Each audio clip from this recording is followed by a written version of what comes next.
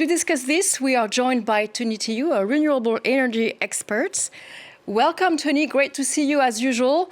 So first question, is that what we're seeing in Kenya and Nigeria, Kenya having to turn to the World Bank, a warning sign for the rest of the continent? Yes, I would very much say that it's a warning sign for the rest of the continent because it shows how exposed many African economies are to the imported fuel and also global shocks. So I was in Kenya last week and I'm in Dar es Salaam right now in Tanzania. And what is striking is how quickly geopolitical tension turned into local economic pain. So in Kenya, I saw fuel prices jump by almost 20% overnight. And that immediately hit border riders. These are small transport operators, informal workers, because these are people's margins are already tight.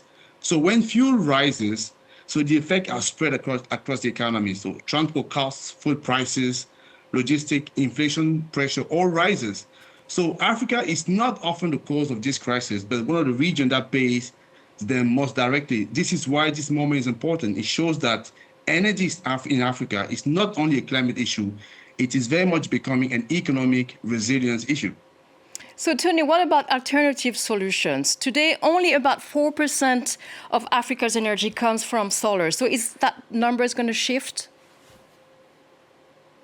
I do believe that the picture is starting to shift in a meaningful way.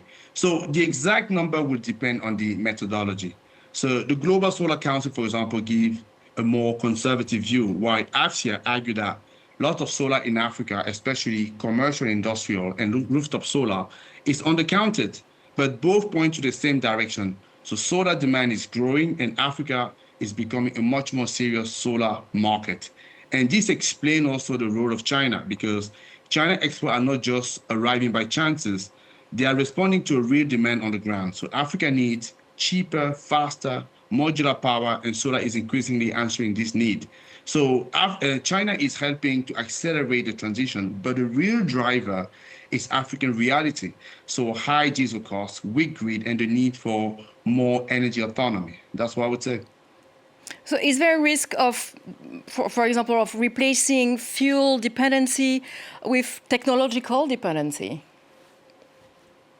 Well, in all fairness, I would say yes, there is a potential risk there, but the answer is certainly not less solar. The answer to me, it's more African ownership.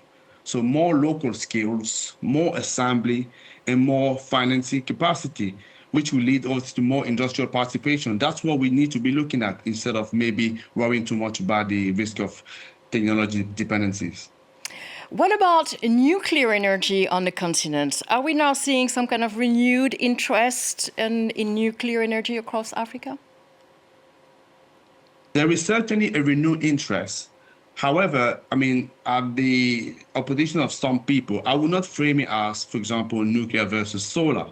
So solar and storage are the tools that Africa can deploy right now at speed and at scale, while nuclear is a long-term strategic option for actually a smaller number of countries with the right institutional but also financial capacity. So my view is very simple. Address today's crisis with renewables, while some countries can prepare for longer-term options like nuclear.